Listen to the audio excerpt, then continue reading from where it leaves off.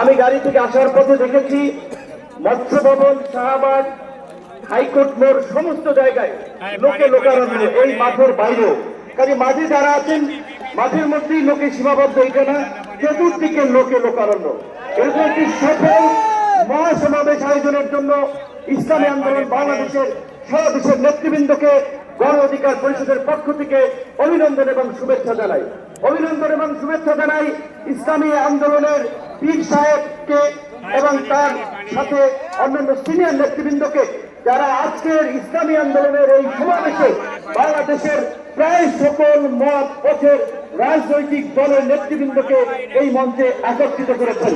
এবং আজকের এই সমাবেশ অত্যন্ত সময় উপযোগী এবং কার্যকর বিষয়ের উপরে ভিত্তি করে নির্ধারণ করা হয়েছে। আপনারা জানেন, বাংলাদেশের 24-এর গণ অভ্যুত্থান পরবর্তী রাষ্ট্র সংস্কারের যে জন আকাঙ্ক্ষা তৈরি হয়েছে, শাসনতান্ত্রিক ব্যবস্থার পরিবর্তনের যে রাজনৈতিক এবং জন আকাঙ্ক্ষা তৈরি হয়েছে, সেই আনুপাতিক হারে নির্বাচনের দাবিতে রাজ্যে বোধ হয় কয়েকটি দল ব্যতীত সব দলই কিন্তু এই মঞ্চে ইতিমধ্যে হাজির হয়ে এই সংখ্যানুপাতিক নির্বাচনের পক্ষে তাদের দলীয় সমর্থন ব্যক্ত করেছে। আমরা পরিষ্কারভাবে সংস্কার কমিশনকে বলতে চাই, সমাবেশ শুধু একটা দলের দেখেছেন, সবেমাত্র শুরু হয়েছে। ইসলামী আন্দোলন আজকে করেছে, 19 তারিখ জামাত করবে, তারপরে গণ অধিকার পরিষদ করবে। রাষ্ট্র সংস্কার এবং জন আকাঙ্ক্ষার বাস্তবায়নে সমস্ত রাজনৈতিক দলগুলো জনসমাবেশের মাধ্যমে এই সরকারকে তাদের সমর্থন দেখিয়ে দেবে। আমরা বলতে চাই, কোন দু একটি দলের উপরে ভিত্তি করে দু একটি দলের কথায় সংস্কারের নকশায় পরিবর্তন আনা যাবে না। আমি সংস্কার কমিশনে বলেছিলাম, দেশ স্বাধীনের পরে ডক্টর কামাল চন্দ্র বলেছিল, আমাদের নেতা শেখ মুজিব, আমরা তো তাকে দেখে সংবিধান নির্মাণ করেছিলাম, রচনা করেছিলাম, তাকে এম্পাওয়ার করার জন্য। আজকে সংস্কার কমিশনকে বারবার আমরা বলতে চাই, একটি দলকে প্রাধান্য দিয়ে বেশিরভাগ জনগণের আকাঙ্ক্ষার বিপরীতে গিয়ে কোন সিদ্ধান্ত বাস্তবায়নের দুঃসাহস দেখাবেন না।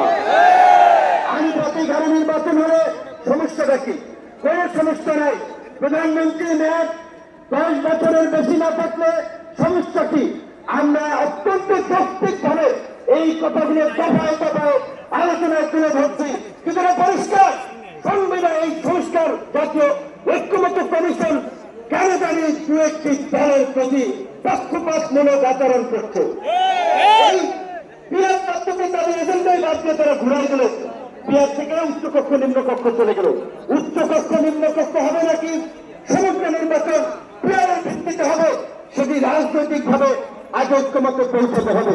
একই সাথে আমি আরো একটি কথা বলতে চাই, যে বিশ্বাস খাও জামাতের নেতৃবৃন্দ তারাও বলছে, আমরা বলছি, আজকে সারা বাংলাদেশে উপজেলা, পৌরসভা, সিটি কর্পোরেশনে স্থানীয় জনপ্রতিনিধি নাই। জনগণ চরম দুর্ভোগের শিকার হচ্ছে সেবা পেতে গিয়ে।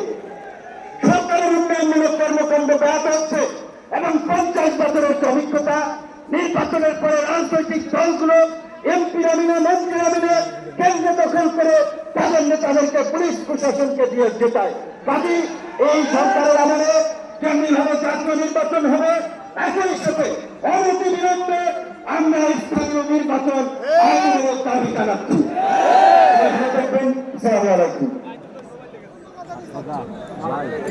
এদেশের জনগণ অন্তর্বর্তী সরকারকে সমর্থন দিয়েছে, কিন্তু প্রাণ চাইতে নাই। ইসলামের বিরুদ্ধে কোনো কিছু হলে এদেশের জনগণ তা মেনে নেবে না। এ পর্যায়ে বক্তব্য রাখবেন খেলাফত মজলিসের সংগ্রামী মহাসচিব